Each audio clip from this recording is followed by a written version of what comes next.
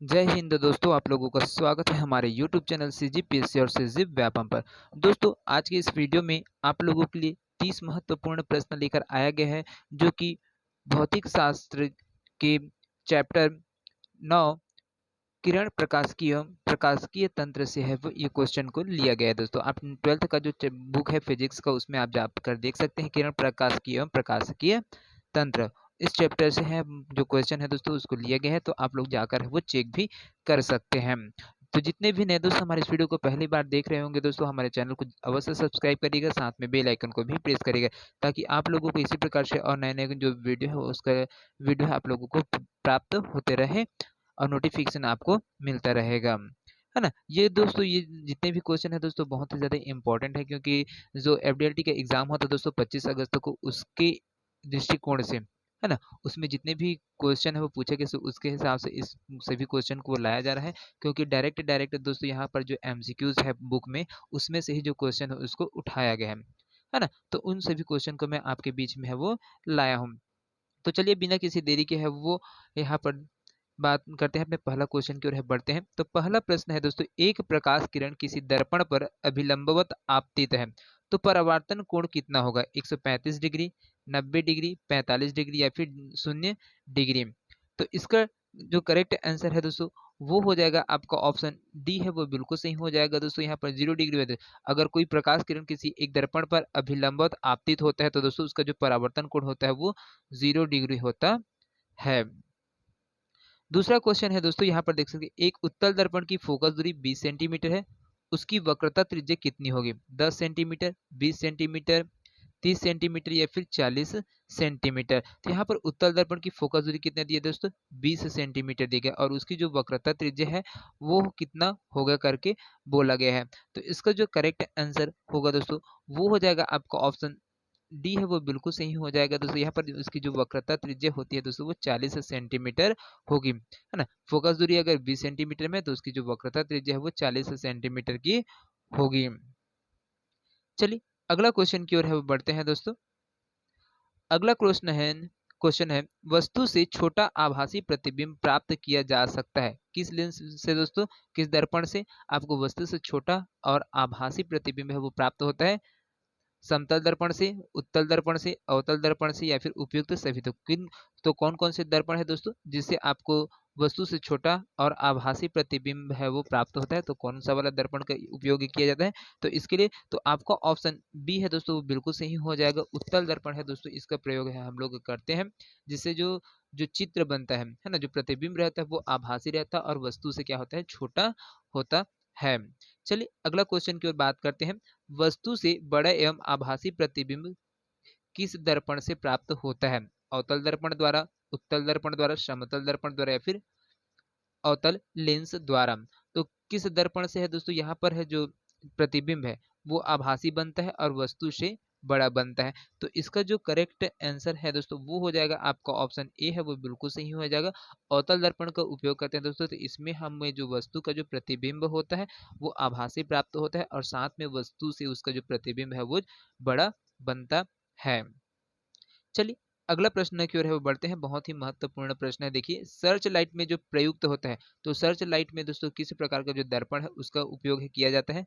उत्तल दर्पण का, गोलीय अवतल दर्पण का, परवलयाकार अवतल दर्पण का या फिर परवलयाकार उत्तल दर्पण का। तो किस प्रकार का दर्पण का प्रयोग है दोस्तों यहाँ पर सर्च लाइट में है वो किया जाता है? तो इसका जो करेक्ट आंसर होगा दोस्तों, वो हो जाएगा आपका ऑप्शन सी है वो बिल्कुल सही हो जाएगा दोस्तों। परवलयाकार जो अवतल दर्पण है दोस्तों, उसका उपयोग हम सर्च लाइट में है उपयोग करते है। चलिए अगला क्वेश्चन की ओर है बढ़ते हैं। अगला क्वेश्चन है दोस्तों, एक गोलीय दर्पण की वक्रता त्रिज्या और फोकस दूरी में संबंध होता है एफ बराबर आर बटे दो, या फिर आर बराबर एफ बटे दो, या फिर एफ बराबर आर, या फिर एफ बराबर आर बटे तीन। तो किस प्रकार से दोस्तों यहाँ पर वक्रता त्रिज्या और फोकस दूरी का संबंध होता है? किसमें? तो गोलीय दर्पण में, है ना। तो कोई भी गोलीय दर्पण है उसमें जो वक्रता त्रिज्या और फोकस दूरी है उनके बीच में जो संबंध होता है दोस्तों, वो हो जाएगा आपका ऑप्शन ए है बिल्कुल सही हो जाएगा दोस्तों। एफ बराबर आर बटे दो इसका करेक्ट आंसर हो जाएगा। चलिए अगला प्रश्न की ओर है वो बढ़ते हैं। अगला प्रश्न है दोस्तों, मोटर वाहनों में पीछे का ट्रैफिक देखने के लिए किस प्रकार का दर्पण प्रयोग करते हैं? समतल दर्पण का, अवतल दर्पण का, उत्तल दर्पण का या फिर कोई भी दर्पण का। तो यहाँ पर देख सकते हैं जो मोटर वाहन है उसमें पीछे की तरफ है, जो ट्रैफिक को देखने के लिए जो प्रयुक्त दर्पण होता है, मिरर होता है दोस्तों, वो कौन सा होता है, किस प्रकार के दर्पण का उपयोग किया जाता है दोस्तों। तो यहाँ पर इसका जो करेक्ट आंसर है दोस्तों वो हो जाएगा आपका ऑप्शन सी है, वो बिल्कुल सही हो जाएगा दोस्तों। उत्तल दर्पण का प्रयोग है वो हम लोग करते हैं, है ना, ताकि जो पीछे में जितने भी ट्रैफिक है उसको देख सकते हैं। यहाँ पर जो चित्र बनता है दोस्तों, है ना, जो चित्र बनता है वो क्या होता है आपका, जो इसका जो प्रतिबिंब बनेगा वो होता है आपका आभासी होता है, और वस्तु से छोटा है वो प्राप्त होता है उत्तल दर्पण में, है ना। चलिए अगला प्रश्न की ओर है वो बढ़ते हैं दोस्तों। अगला प्रश्न है, देख सकते हैं उत्तल दर्पण द्वारा उत्पन्न आवर्धन होता कितना है, एक होता है, एक से कम होता है, एक से अधिक होता है, या फिर इनमें से कोई नहीं। तो क्या आ जाएगा दोस्तों, इसका जो करेक्ट आंसर है, उत्तल दर्पण द्वारा जो उत्पन्न आवर्धन क्षमता होती है दोस्तों वो कितना होता है। तो इसका जो करेक्ट आंसर है दोस्तों वो हो जाएगा आपका ऑप्शन बी है, वो बिल्कुल सही हो जाएगा दोस्तों। एक से कम होता है, उत्तल दर्पण का जो आवर्धन क्षमता है वो एक से कम होता है। अगला क्वेश्चन है दोस्तों 9 नंबर का क्वेश्चन है, इसकी तरफ बात करते हैं। यहाँ पर देख सकते हैं अवतल दर्पण द्वारा किसी वस्तु का आभासी और बड़ा प्रतिबिंब बनता है यदि वस्तु स्थित है अनंत पर, अनंत और F2 के बीच, F और 2F के बीच, या फिर फोकस और ध्रुव के बीच। तो यहाँ पर पूछा गया दोस्तों जो अवतल दर्पण द्वारा किसी भी वस्तु का आभासी और बड़ा प्रतिबिंब बनता है, तो यहाँ पर जो वस्तु है दोस्तों किस स्थान पर है वो स्थित रहेगा, अनंत पर स्थित रहेगा, या फिर अनंत और 2F के बीच में रहेगा, या फिर एफ फोकस दूरी और 2F के बीच में रहेगा, या फिर फोकस और ध्रुव के बीच में रहेगा करके पूछा गया। तो इसका जो करेक्ट आंसर होगा दोस्तों वो हो जाएगा आपका ऑप्शन डी है, वो बिल्कुल सही हो जाएगा दोस्तों। जो वस्तु की स्थिति, वस्तु है जो स्थित होगा दोस्तों वो फोकस में रहेगा, फोकस एफ में रहेगा, और उनके जो ध्रुव है ना, उनके बीच में है वो स्थित रहता है। चलिए अगला क्वेश्चन की ओर है वो बढ़ते हैं। अगला क्वेश्चन है, यहाँ पर देख सकते हैं अवतल दर्पण द्वारा किसी वस्तु का प्रतिबिंब है वो बनता है सदैव आभासी, सदैव वास्तविक, सदैव वस्तु से बड़े, या फिर कभी वास्तविक और कभी आभासी। तो यहाँ पर देख सकते हैं दोस्तों जो अवतल दर्पण द्वारा जो दोस्तों किसी भी वस्तु का जो प्रतिबिंब बनता है वो किस प्रकार से होता है। तो इसका जो करेक्ट आंसर है दोस्तों वो हो जाएगा कभी कभी वास्तविक बनता है और कभी कभी आभासी है वो बनता है, किसमें, अवतल दर्पण के द्वारा। तो अगला क्वेश्चन की तरफ है बढ़ते हैं दोस्तों। यहाँ पर देख सकते हैं अगला क्वेश्चन है उसके लिए, है ना। तो यहाँ पर देख सकते हैं आपका अगला क्वेश्चन है दोस्तों, यहाँ पर जो आपका किरण प्रकाश की और प्रकाश तंत्र है उसमें से जो अगला क्वेश्चन है यहाँ पर देख सकते हैं पानी में हवा के बुलबुले के चमकने का कारण क्या है दोस्तों। प्रकाश का विवर्तन होता है, प्रकाश का विक्षेपण होता है, प्रकाश का प्रकीर्णन होता है, फिर प्रकाश का पूर्ण आंतरिक परावर्तन होता है दोस्तों। तो क्या होता है दोस्तों, जो पानी में जो हवा के जो बुलबुले हैं दोस्तों उसका चमकने का कारण क्या है, किसके वजह से यह होता है दोस्तों। तो यहाँ पर इसका जो करेक्ट आंसर है दोस्तों वो आ जाएगा आपका ऑप्शन डी है, वो बिल्कुल सही हो जाएगा दोस्तों। प्रकाश का पूर्ण आंतरिक परावर्तन की वजह से दोस्तों जो पानी में जो हवा का बुलबुला निकलता है वो चमकते हुए दिखाई देते हैं। चलिए दोस्तों अगला क्वेश्चन की ओर है वो बढ़ते हैं। अगला प्रश्न है दोस्तों, जब प्रकाश एक माध्यम से दूसरे माध्यम में संचरित होती है तो अपरिवर्तित राशि है तरंगदैर्ध्य, वेग, आवृत्ति और आयाम। तो क्या अपरिवर्तित रहता है दोस्तों, क्या जब कब, तो जब प्रकाश एक माध्यम से दूसरे माध्यम में संचरित होती है तो यहाँ पर जो आवृत्ति है दोस्तों, है ना, वो अपरिवर्तित राशि के रूप में है वो रहती है। बाकी उसका जो तरंगदैर्ध्य है वो भी बदल जाता है, वेग भी बदल जाता है, और उसका आयाम भी बदल जाता है, लेकिन आपका जो आवृत्ति है ना, वो चेंज नहीं होता है, परिवर्तित नहीं होता है। चलिए अगला प्रश्न की ओर है वो बढ़ते हैं।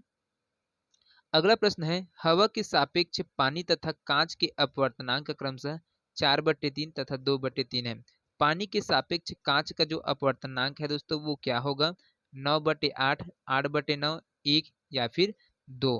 तो इसका जो करेक्ट आंसर है दोस्तों वो क्या हो जाएगा, यहाँ पर इसका जो करेक्ट आंसर है दोस्तों वो हो जाएगा आपका ऑप्शन ए है, वो बिल्कुल सही हो जाएगा दोस्तों। यहाँ पर पानी, हवा है वो हवा के सापेक्ष जो पानी और कांच है उसका दोनों का अपवर्तनांक है दोस्तों 4/3 दिया है और 3/2 दिया। तो यहाँ पर इसका जो जो कांच का अपवर्तनांक होगा दोस्तों वो 9/8 है वो होगा।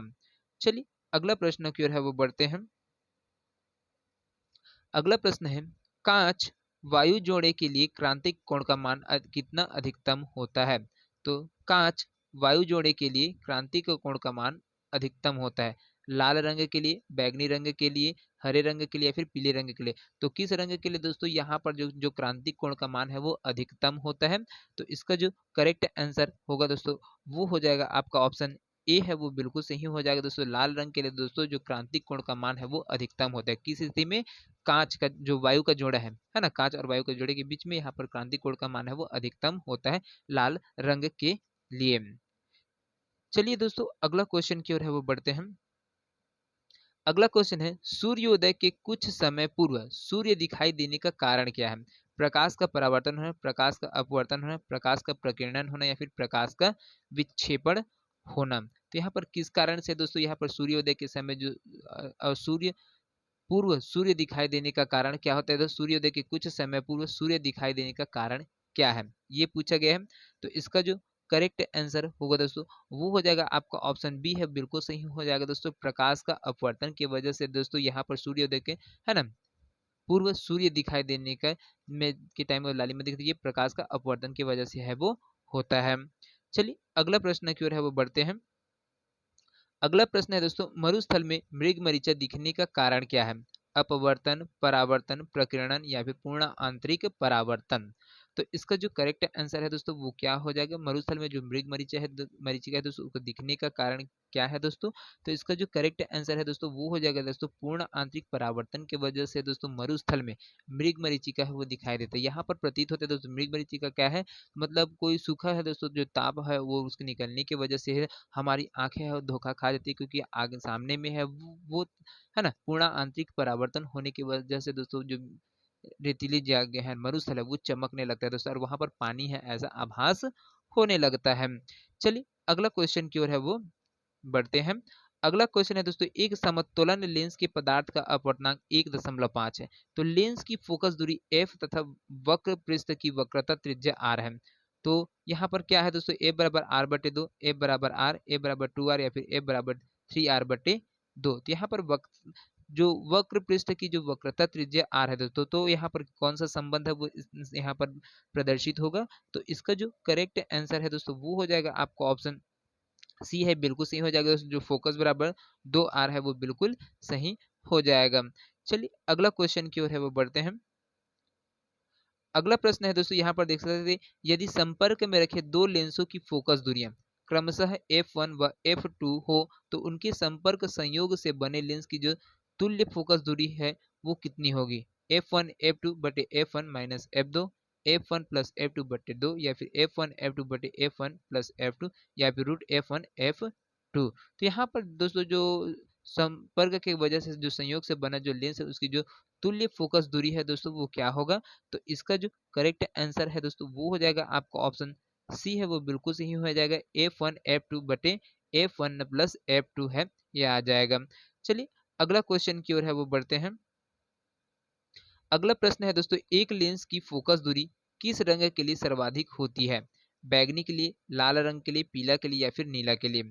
तो एक लेंस है दोस्तों उसकी जो फोकस दूरी है दोस्तों किसके लिए सर्वाधिक होती है दोस्तों? तो यहाँ पर इसका जो करेक्ट आंसर होगा दोस्तों वो हो जाएगा आपका ऑप्शन बी है, वो बिल्कुल सही हो जाएगा दोस्तों लाल रंग के लिए।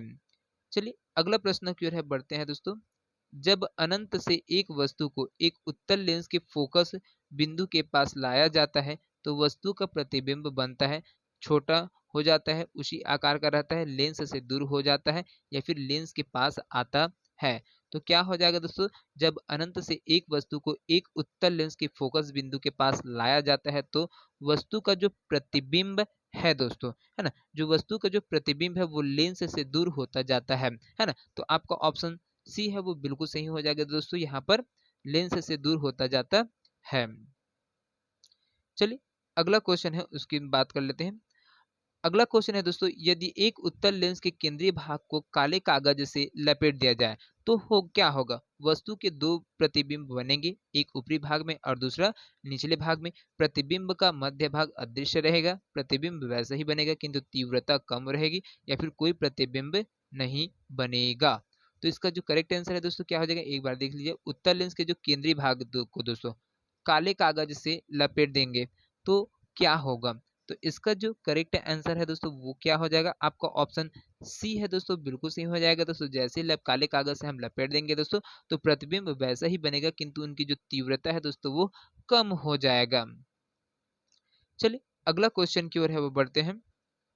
अगला क्वेश्चन है दोस्तों, एक कांच के लेंस को ऐसे माध्यम में रखा जाता है जहां वह कांच के गुटके के समान ही व्यवहार करता है, तो माध्यम का जो अपवर्तनांक होगा दोस्तों वो क्या होगा, कांच के अपवर्तनांक से अधिक होगा, कांच के अपवर्तनांक से कम होगा, या फिर कांच के अपवर्तनांक के बराबर होगा, या फिर इनमें से कोई नहीं। तो क्या होगा दोस्तों, जैसे ही गुटके है ना, एक कांच है, अगर उसको लेंस के एक माध्यम में रखा जाता है और जहां कांच के गुटके के समान ही व्यवहार करता है, तो दोस्तों जो माध्यम का जो अपवर्तनांक होगा दोस्तों, है ना, माध्यम का अपवर्तनांक होगा दोस्तों वो कांच के अपवर्तनांक के क्या होगा, बराबर होगा।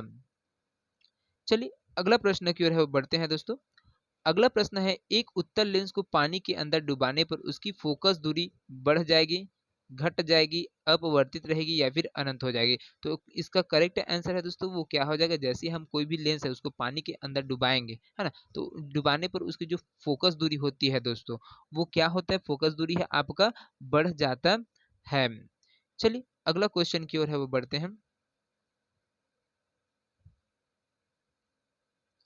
अगला क्वेश्चन है, किसी अवतल लेंस को लेंस के पदार्थ के अपवर्तनांक से कम अपवर्तनांक वाले द्रव्य में डुबोने पर लेंस का जो व्यवहार है तो होगा दोस्तों क्या होगा, अवतल लेंस की भांति होगा, उत्तल लेंस की भांति होगा, या फिर समतल कांच की पट्टी की भांति होगा, या फिर उपयुक्त में से कोई नहीं होगा। तो यहाँ पर देख सकते हैं दोस्तों, अवतल लेंस को लेंस के पदार्थ के अपवर्तनांक से कम अपवर्तनांक वाले द्रव्य में डुबोने पर दोस्तों जो लेंस का व्यवहार है दोस्तों, है ना, लेंस का व्यवहार है दोस्तों वो हो जाएगा उत्तल लेंस की भांति है वो होगा।